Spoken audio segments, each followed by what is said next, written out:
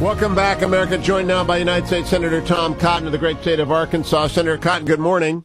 Good morning, Hugh. Long time no talk. It has been. You've been running around Arkansas being a senator. I thought you should stay in the Beltway and talk to Beltway people. Yeah, I've been around Arkansas. Took a short trip abroad last week to do some oversight work, and you were off in Europe or something, gallivanting around, living the life of opulent luxury for weeks on end. I was at Normandy. Everyone should go to Normandy. Hey, Senator Cotton, I just talked to Senator Langford. He is an optimist about the Republican health care bill passing the Senate. Are you? I'm cautiously optimistic, Hugh. I think that most of my colleagues are working hard to try to find a solution where we can get the 50 votes we need, losing only 2 senators at most, to save our healthcare system from the ravages of Obamacare. All of your listeners know that Obamacare is collapsing. We've got more and more states that are losing their insurers altogether. The price of premiums are going to continue to go up, and it's simply unaffordable for the American taxpayer. There's a lot of moving pieces.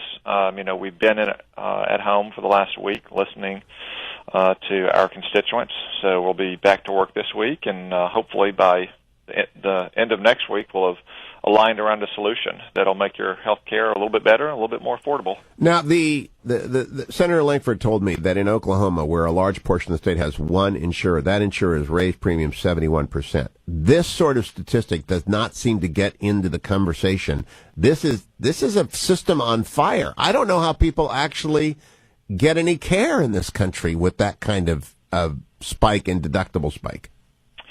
Yeah, I mean, you see that story over and over again, and every fall, when you get into October and November and open enrollment season, the American people are going to be reminded of just how badly Obamacare has failed, in addition to how much it's cost relative to the predictions.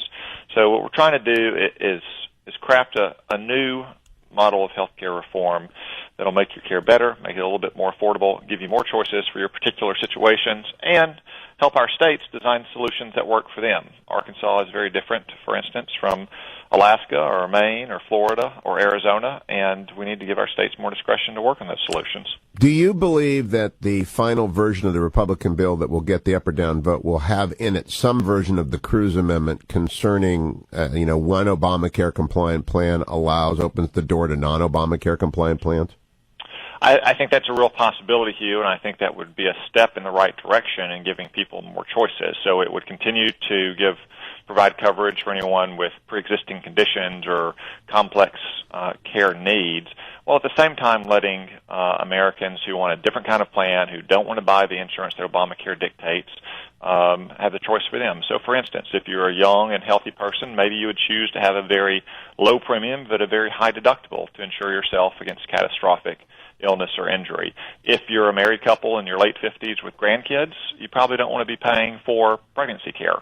Those are the kind of choices that we should let the American people make for themselves, and Ted's amendment would be a step in that direction. We'll have to see the work he's done on it during the week we've been gone. I know he's been working carefully along with Mike Lee to try to craft the language so it can get 50 votes, but I do think it would be a step in the right direction. Is the Planned Parenthood funding redirection to federally approved community health centers a deal breaker for more than one senator? You haven't taken the temperature of every senator on that. I certainly would rather see that money directed towards community health centers rather than Planned Parenthood. The vast majority of its revenues and practices comes from providing abortion or abortion counseling. I think that may be a deal breaker. I know what is a deal breaker is if we lose or backslide on the Hyde Amendment through the tax credits systems. I think we've reached a solution on that, but we certainly shouldn't be taking a step towards the pro-abortion position by losing any Hyde Amendment protections. And so do you expect a vote, really expect a vote next week, one way or the other? Because I believe, and do the senators realize there's a moral imperative here to act? That it's not just a political imperative. You'll lose the Senate and the House if you don't. But go ahead. I agree, Hugh, and I do expect a vote. Senator McConnell said all along that we're going to have a vote. Oftentimes in Congress, when a bill is on the verge, of falling one way or the other, the leaders will pull it until they're confident they have a majority. I don't think this is a case where we can do that. I think we need to vote, and everybody needs to put their cards on the table. I would remind you, Hugh, and all your listeners that just 18 months ago, 49 out of the current 52 senators voted to repeal Obamacare in just 2 years entirely. Not this bill, which winds it down more gradually over 8 years. I'm pretty sure the two new senators that didn't vote for that, John Kennedy and Luther Strange, would vote for it. That would give us 51. So anyone who voted for that bill in December of 2015 who isn't going to vote for a more measured bill, or for that matter, vote for that bill again, would have a little bit of explaining to do. Very quickly, I don't know, can you answer a question about the Comey memos and whether or not they contained intelligence matters? Are you allowed to answer that question? I ought not answer that question, Hugh. I mean, it's a serious allegation that I've seen in the news. I can assure your listeners that it's something that we will review on the Intelligence Committee.